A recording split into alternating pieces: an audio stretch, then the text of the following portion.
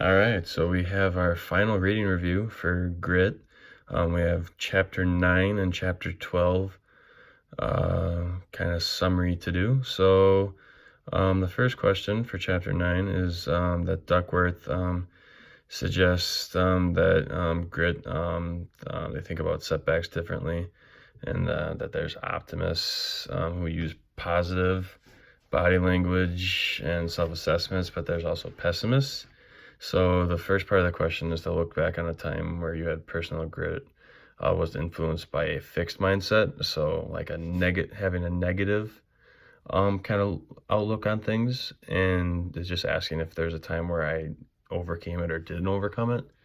So I think when I broke my wrist in high school, my last football game, that was really crushing because I'd never missed a game due to injury or anything like that. So I'd never missed a game in high school.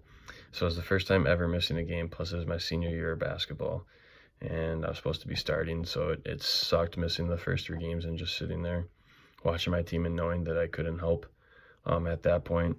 Because I had played through having a broken pinky before, and I fractured a couple of these bones in my hand and played through it. So not being able to play because my wrist was all messed up, and if you can hear the crack, it's still a little messed up. But I was really upset, and I was kind of down in the dumps about that. But it kind of hit me where, I was like, nope, I'm getting back at the 6 week mark. I don't care. I don't care if it's still sore. Like, I'm getting back at 6 weeks. I'm not sitting out any longer. So, I got the hard cast off after 3 weeks, got in a splint, started rehabbing right away, icing, doing strength, and doing like strength drills to get the wrist strength up. Every day at practice, I was running 30 suicides. So I was in shape. I was actually in the best shape of my life probably at that point because I was running so much. But yeah, literally, I came back on a Friday night, 6 weeks to the exact date I broke my wrist and played my first game that year. I came off the bench right away, and I ended up having 15 points in the game and helping us win. So there's a huge time where I kind of just had a negative mindset on it, but at the end of the day, I kind of just pushed through to kind of persevere, even though the whole time I was just struggling because I couldn't swing, I couldn't do anything like that. And then because of that, kind of there's the next question is looking back on an experience where I had a positive outlook.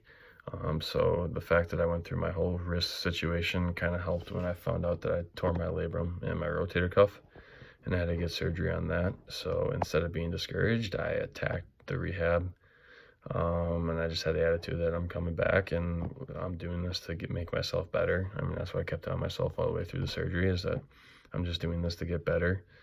And my shoulder still pops from time to time, and it gets fatigued and sore, but at the end of the day, I'm throwing harder than I ever have before in my life. I'm hitting the ball farther than I ever have. I'm stronger than I've ever been. So I think my positive attitude on it, and just pushing through and trying to get better every single day and push through the crap of rehabbing, I think has really helped for me. And if it wasn't for having that hard point my senior year in high school with my wrist, I don't think I would have experienced that in this past year. And then so kind of just give an example of kind of a fixed mindset, like a negative outlook that I have right now. So the only negative outlook I have is just kind of on the world in general, how there's just so much hate in the world, and I try not to get too political because I know how much of a mess that can be. But at the end of the day, I still just can't comprehend, how somebody could hate another person so much. There's people in the world that, I dislike, or there's people I don't get along with, but I would never, wish harm on them. And I just watched the movie Patriots Day. It's about the Boston Marathon bombings, and just kind of how they were able to catch up with the bombers, and kind of showed how they were like radicalized and stuff like that. So it's just kind of hard for me to comprehend, acts of violence, and I have a negative outlook on the rest of the world because of that, because it is all over the place in our country with racism and sexism and things like that. And then just looking at other countries and the situations they're having. Giannis's brother was just a victim of racism on national television over in Greece. And Giannis may be, the crown jewel of Greece right now at the international level because everyone knows his name. So the fact that his brother would experience racism in their home country is it's just crazy to think that crap like that still exists. And then it also asked, what a growth mindset that I have, or an optimistic outlook. And for that, I just kind of have my future. I don't really know where I'm going to end up, but at the exact same time, I'm all right with that because I know that whatever opportunities do come my way and wherever I end up, I'm always going to make the best out of it. Even if I'm not, completely happy with it, I'm going to make the best out of it, make the best out of the situation that I have, because I could be doing a whole lot worse. There's people who have way less than me. So I always look at it that way, is that, no matter where I end up, I'm going to try and make it the best situation for myself possible, because, I have an opportunity in life, and I've been blessed with more opportunities than a lot of people. So just my future in general. And I think that one of the reasons why I have a different mindset on these, even though they're kind of mixed, is just because of the way I was brought up and kind of my personal beliefs. And I think that kind of plays into the fact of why I have such an optimistic mindset, because these questions were kind of hard for me to find, negative mindsets that I have, because I really don't have a bunch. I'm more of a kind of fly by the seat of your pants kind of type of guy, and I try not to, take things too personally, or try and create too many issues. I'm just trying to do the best I can with the resources I have. And, I've had enough negative in my life that I'm kind of just sick of it. And I'd rather just try and find the positives in life, because I found out that life is 10 times better when you live in the positive. So for chapter 12, it just had one question then. And it was just asking you to kind of identify an organization that you feel does not have a gritty culture. And unfortunately, I feel that is our baseball team. We have a lot of complaining that goes on, and being a team captain, I catch the brunt of that. And it's extremely aggravating, because I get it. It sucks to wake up for 6 a.m. or 7 a.m. lifting, but like, get it done. Like, you're there, don't waste your time.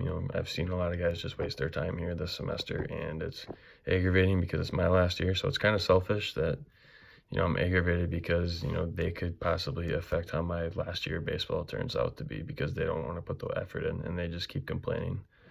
And, we don't make them do a ton. Like, we have morning lifts and conditioning twice a week. If they were at a D1 or a D2 or a junior college, which all of them everyone wanted to go to a D1, like, it would be 10 times worse. So why are you complaining? So, and that's just me looking in the positive, though. I find the positive in everything, because I just find that just life is better that way. And, last year, was a great example of not having grit. Our team did not have any type of grit. We would get punched in the mouth early, give up a bunch of runs, and we'd never be able to come back because no one had grit. Everyone would start pressing, and then when guys weren't succeeding, they'd be throwing helmets, throwing temper tantrums. So that kind of set the precedence of not having a gritty attitude, which is why it's kind of rolled over into this year, which is going to be tough to overcome, but I'll be excited to see what comes forward of that. So I've had a fun time reading through this book. It's been pretty educational, especially being a leader of the team now. Just kind of seeing different point of views when it comes to grit. And I thought it was a very good read, and I thought it was a very useful book, and I would highly recommend to anyone outside of Professor Underberg or anybody related to the class who sees this to look up the book. It's a Grit by Duckworth. I have it right here.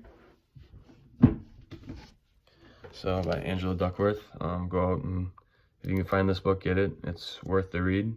and I guarantee you won't be disappointed.